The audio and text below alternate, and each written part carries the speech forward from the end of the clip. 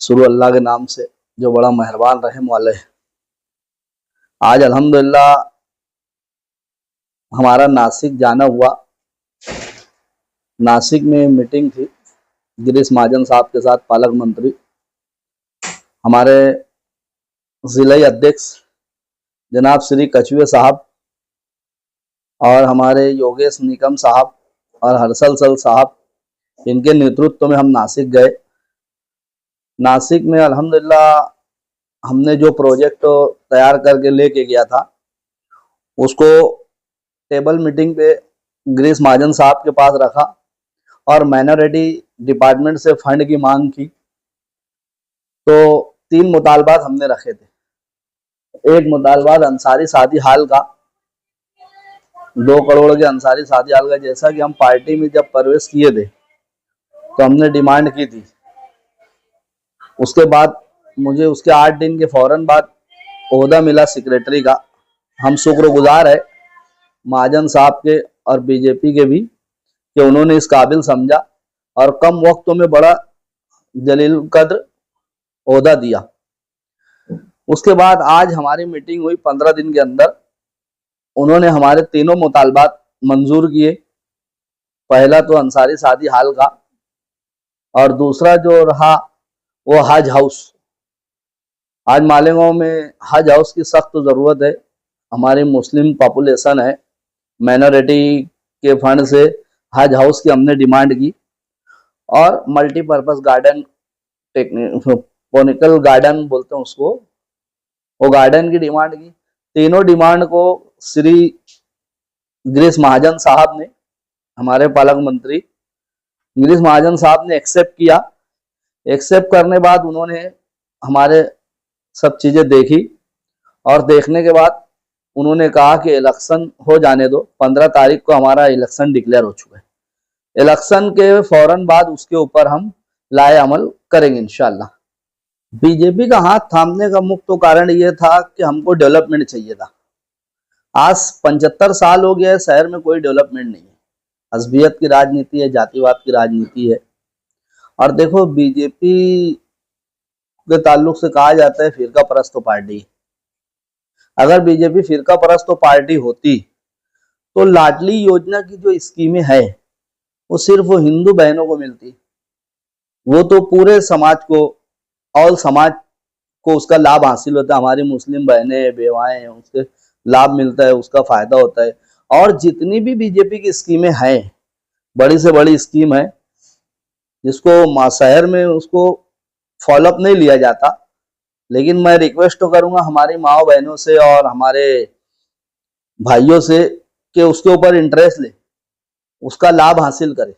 उसका आप लाभ हासिल करेंगे, आप बिजनेस कर सकते, आप एजुकेशन में आगे बढ़ सकते, आप डेवलपमेंट कर सकते। लेकिन अफसोस का मुकाम है कि हमारे जो लीडरान है शहर मालेगांव सेंट्रल के, उन्होंने बीजेपी को बहुत बड़ा इशू बना के पेश किया शहर में कि जैसा कि बीजेपी आएंगे तो शहर में कयामत आ जाएंगी। लेकिन ऐसा कुछ भी नहीं। हम बीजेपी से जुड़े 15 दिन के अंदर, बीजेपी में ज्वाइन होने के 15 दिन के अंदर बीजेपी में हमको पद मिला, महामंत्री जनरल सेक्रेटरी का, जिला नासिक का, माइनॉरिटी का। 15 दिन के अंदर उन्होंने फंड भी फराहम करने का यकीन दिलाया। डेवलपमेंट करने की बात हुई, डेवलपमेंट के लिए भी बीजेपी तैयार है। हमारा बोलने का मतलब यह कि बीजेपी को फिरका परस्त पार्टी जो बोलते हैं वो कौन सा सेकुलर है। MIM पार्टी जो है वो भी, उसका नाम ही मजलिस इत्तेहादुल मुस्लिमीन है। जबकि हम रहते हैं इंडिया में, और इंडिया में हम रहते हैं, यहाँ पे हर मजहब, हर जात के लोग रहते हैं। किसी एक समाज के नाम पे पार्टी बना लेना ये इंडिया में पॉसिबल नहीं है। ये इस तरह की राजनीति नहीं करना चाहिए। हर समाज को साथ लेके चलेंगे तो देश तरक्की करेगा। और समाज जब साथ आएगा, मुस्लिम हिंदू भाई भाई सब साथ आएंगे तो देश तरक्की करेगा। लेकिन हम महज एक तबके को, एक बिरादरी को, एक समाज को बांट के राजनीति शहर में करते हैं, जो कि गलत है। मैं आपके सवाल का आपसे जवाब चाहूंगा कि इस शहर के अंदर इस मसले मसाइल को लाया कौन? ये परेशानी शहर में कौन लाया, किसकी हिम्मत पे ये परेशानी आई? किरेट सुमैया साहब को कोई ख्वाब तो नहीं गिरा था, हमारे अपनों ने उनको हर चीजों से रोशनाइज कराया, उसके बाद वो मालेगांव आए। और रही बात जिस तरह से जो परेशानी हुई जन्म दाखिले मामले में और ये सब मामलात में, तो इंशाल्लाह हम उसको हल करने की कोशिश कर रहे हैं।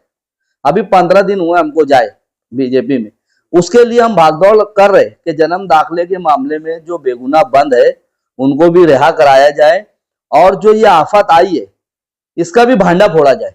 और शहर को बीजेपी जो जो बोल रहे रोगांजाई बांग्लादेशी, वो तस्वीर चालू है, पुलिस एसआईटी अपना काम कर रही है। उसके मामलात को लेकर अभी हम कुछ नहीं कहेंगे, लेकिन ये बात है कि इंशाल्लाह हम उसके ऊपर मेहनत करके उसको रोकवाने की कोशिश करेंगे, और जो बेगुनाह बंद है उसे बाहर लाने की कोशिश करेंगे। ये हम उसके ऊपर मेहनत कर रहे हैं। ये एक मामला नहीं है, अनगिनत मामलात के ऊपर गवर्नमेंट को यहाँ से हर अनगिनत मामलात दिए जाते हैं कि ऐसा है, ऐसा है, ऐसा है। अब ये काम तो शहर के आमदार गए ना शहर को बचाने का। आज आमदार है, उनको आवाज उठाना चाहिए, उनको इस मामले में बोलना चाहिए शहर के आमदार को। जन्म दाखिले के मामले में उनकी कोई एक्टिविटी नहीं है। वो बोलते हैं कि एक इन्होंने लाया, उन्होंने लाया, इन्होंने लाया, उन्होंने लाया। ठीक है, वो लाए, आपने क्या किया? आपने भी तो उसके ऊपर कुछ अमल नहीं किया अभी तक।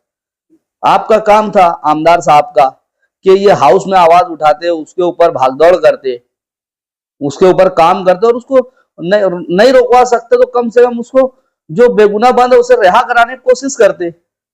उन्होंने कुछ काम नहीं किया। माइनॉरिटी डिफेंस के नाम पे जो माइनॉरिटी डिफेंस बनी वो भागदौड़ कर रहे, और उनके जो भी अपने बात है वो कर रहे। अभी आगे देखते हैं उस पर वो क्या करते हैं। इलेक्शन डिक्लेयर हो गया है, 15 जनवरी को इलेक्शन है, 16 को रिजल्ट है। अब इस दौरान आचार संहिता लागू हुई है, इस दौरान तो हम अभी कुछ कह नहीं सकते, लेकिन अल्लाह की ज़ात से उम्मीद है, कोशिश करेंगे कि जल्द से जल्द उस मामले को क्लोज, शहर से क्लोज कराया जाए, एसआईटी बंद कराई जाए। देखो ऐसा है कि जो जो इसके ऊपर राजनीति कर रहे, कोई लाया, कोई रोकाया, कोई बचाया, कोई हटाया, जो भी इस तरह की राजनीति कर रहे, लेकिन उनको एक बात समझ लेना चाहिए कि अगर उनकी वजह से बेगुनाह जेल में जाते और उनके घर के ऊपर प्रॉब्लम आती, आफत आती, परेशानी आती, तो उसके जिम्मेदार वो होते हैं। तो किसी मजलूम की हाय से भी बचना चाहिए। उन्होंने ये काम किया और जिन्होंने भी किया उनको उसका भुगतान भुगतना है। देर आए दुरुस्त तो आए। इस हाथ दे उस हाथ ले, यहाँ सौदा दस्त तो बदस्ती है।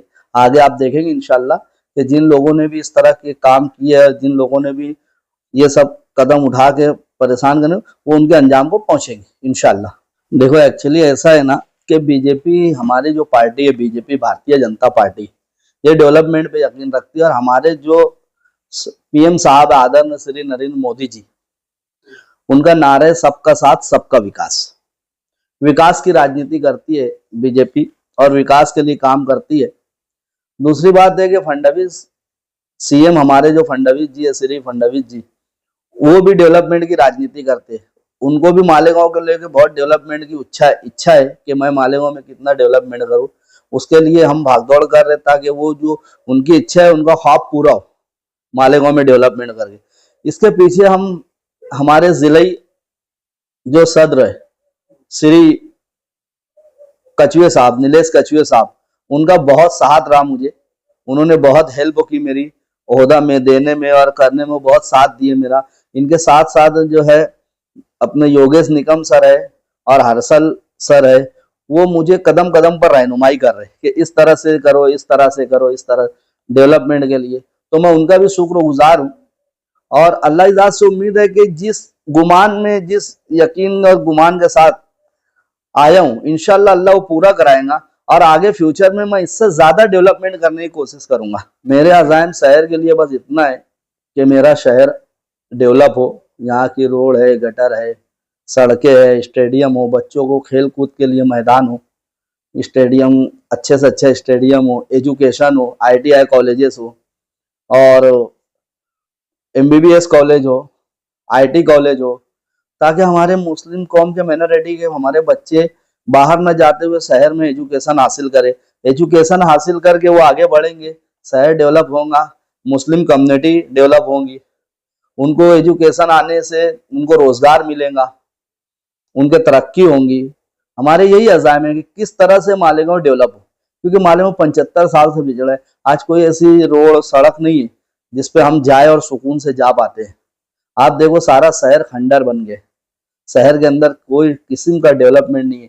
आज यहाँ पे एक रोड का इफ्तिताह करते हैं तो 10 लोग, एक रोड के इफ्तिताह में 10 लोग शामिल होते हैं, और वो 10 लोग जो शामिल होते हैं 1 साल वो रोड चल नहीं पाता। कितने घटिया क्वालिटी का ये डेवलपमेंट कर जो भी रोड बनी होता है। इसलिए हमको राजनीति में आना पड़ा, और इसलिए हम चाहते हैं कि शहर खूब डेवलप करे, खूब डेवलप हो। जी देखो, इलेक्शन की उम्मीदवारी का मामला ऐसा है कि जो हमारे ऊपर के बड़े लीडर है जो, वो सब फैसला करेंगे।